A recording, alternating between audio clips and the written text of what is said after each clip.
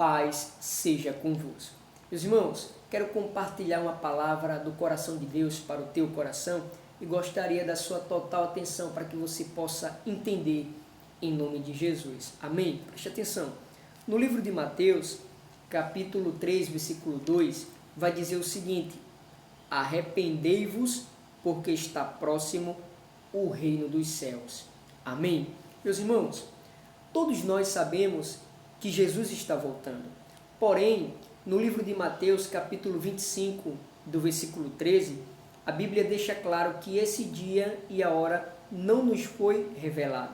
Mas quando nós estudamos a Bíblia, nós encontramos alguns detalhes de que a sua vinda já está muito próxima. Por exemplo, no livro de Mateus, capítulo 24, do versículo 3 em diante, vai dizer o seguinte, preste atenção. No Monte das Oliveiras, achava-se Jesus assentado. Quando se aproximaram dele, os discípulos, em particular, e lhe pediram, dize-nos quando sucederão estas coisas, e que sinal haverá da tua vinda e da consumação do século. E ele lhe respondeu, vede que ninguém vos engane, porque virão muitos em meu nome, dizendo, eu sou Cristo, e enganarão a muitos. E certamente ouvireis falar de guerras e rumores de guerras. Vede, não vos assusteis, porque é necessário assim acontecer, mas ainda não é o fim, porquanto se levantará nação contra nação, reino contra reino, e haverá fome e terremotos em vários lugares. Porém, tudo isso é o princípio das dores. Amém? Meus irmãos, como eu falei, no livro de Mateus, capítulo 25, versículo 13, fala que nós devemos vigiar, pois não sabemos o dia e a hora. Mas quando nós vamos para a Bíblia, quando nós estudamos um pouco a sua palavra, nós vemos alguns detalhes dos sinais da volta do Senhor Jesus. Por exemplo, a gente já vê aqui que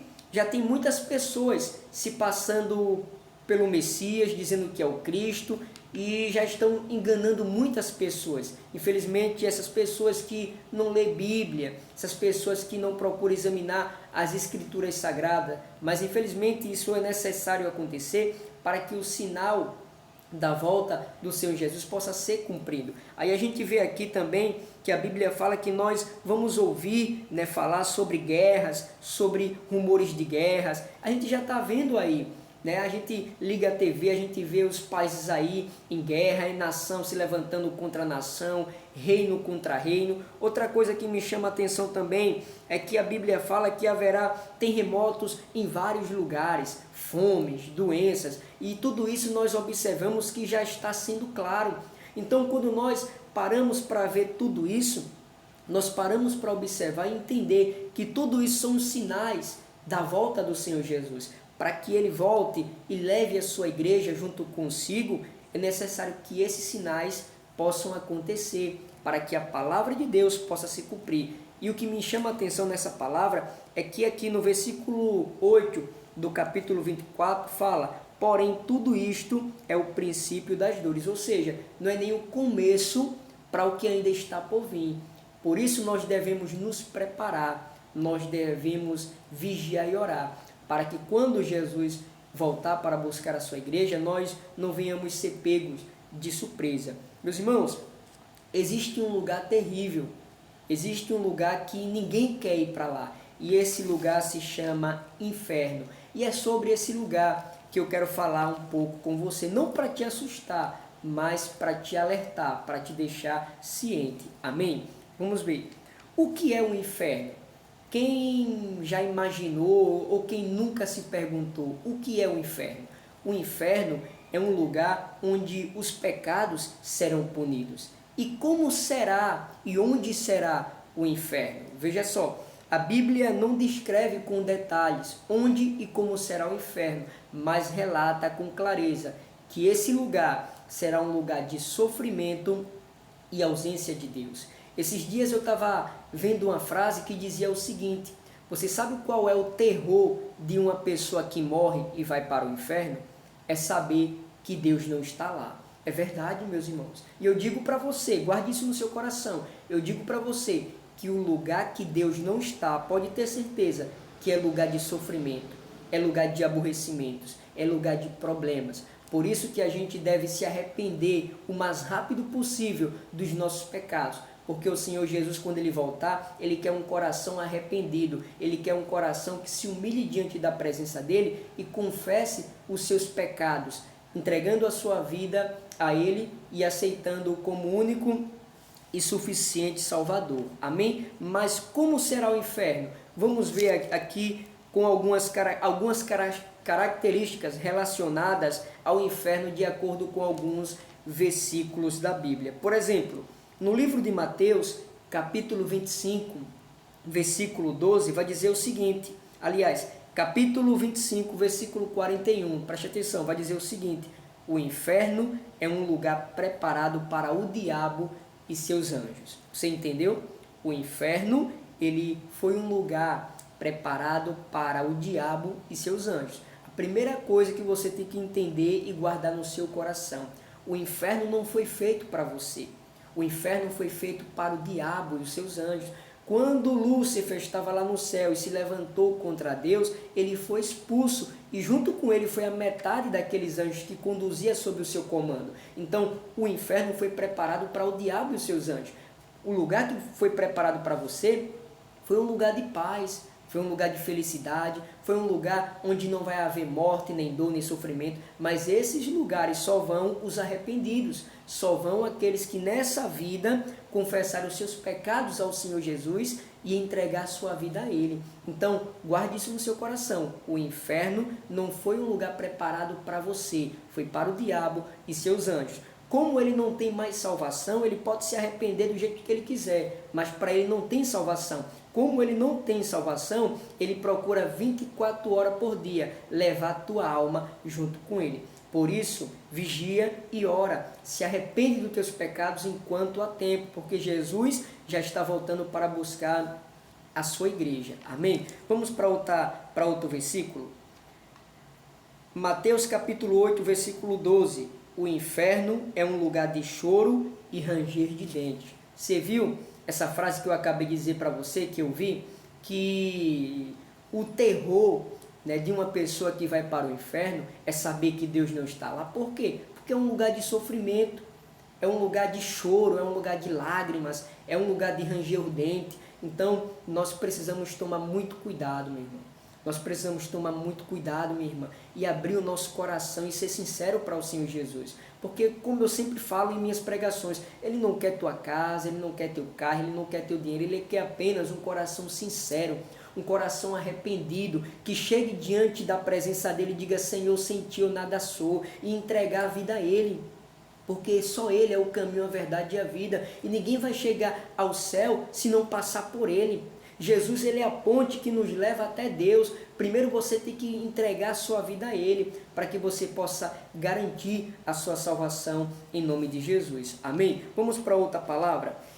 Marcos capítulo 9, versículo 43 vai dizer o seguinte: o inferno é um lugar de sofrimento comparado ao fogo que não se apaga. Irmãos, você já chegou perto do fogo, de uma fogueira? Você vê como queima? A gente muitas das vezes não consegue nem chegar perto. Imagina você estar em um lugar onde o fogo nunca se apaga. Esse lugar se chama inferno. Eu não estou falando essas palavras para te causar medo. Eu estou falando algumas características que tem nesse lugar, para que a gente não possa nem pensar em ir para lá. Que a gente possa fazer as coisas certas, andar no caminho certo, se afastar da aparência do mal, se arrepender dos nossos pecados, fazer a vontade de Deus, andar nos caminhos do Senhor, para que quando Ele volte e busque a sua igreja, nós possamos subir junto com Ele para a glória, no nome de Jesus. Amém? Vamos continuar aqui. Apocalipse, capítulo 21, versículo 8. Preste atenção. O inferno é como um lago de fogo e enxofre para atormentar. Meu irmão e minha irmã, quem vai para o inferno não vai para passear. Quem vai para o inferno não vai para curtir. Quem vai para o inferno não vai para se divertir. Quem vai para o inferno vai para sofrer, vai para chorar, vai para ser atormentado 24 horas por dia. Por isso, abre os teus olhos enquanto é tempo. Não deixe as oportunidades que Deus está te dando passar. Olha quantos livramentos Ele já te deu. Se hoje você está aí, é porque até aí o Senhor tem te ajudado. Mas até quando Ele vai te dar livramento para você entender que sem Ele você não vai para lugar nenhum? Até quando Ele vai te dar livramento para você se arrepender o mais rápido possível dos seus pecados? Porque se você morrer no pecado, meu irmão, se você morrer no pecado, minha irmã, não tem mais salvação. Você será condenado para sempre. Não é um dia, não é 2 dias, é para sempre. Por isso precisamos abrir o nosso coração e entregar a nossa vida a Jesus.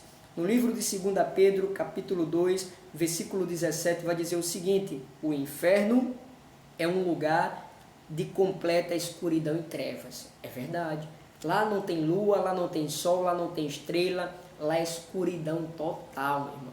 É apagão, é escuro. Então vamos se arrepender dos nossos pecados. Mas para a gente não ir para esse lugar, o que nós precisamos fazer? Vamos lá olhar o início da palavra? Para a gente não ir para esse lugar, o que é que nós precisamos fazer? Mateus capítulo 3, versículo 2, o início da palavra: arrependei-vos, porque está próximo o reino dos céus. Meus irmãos, prestem atenção no que eu vou dizer.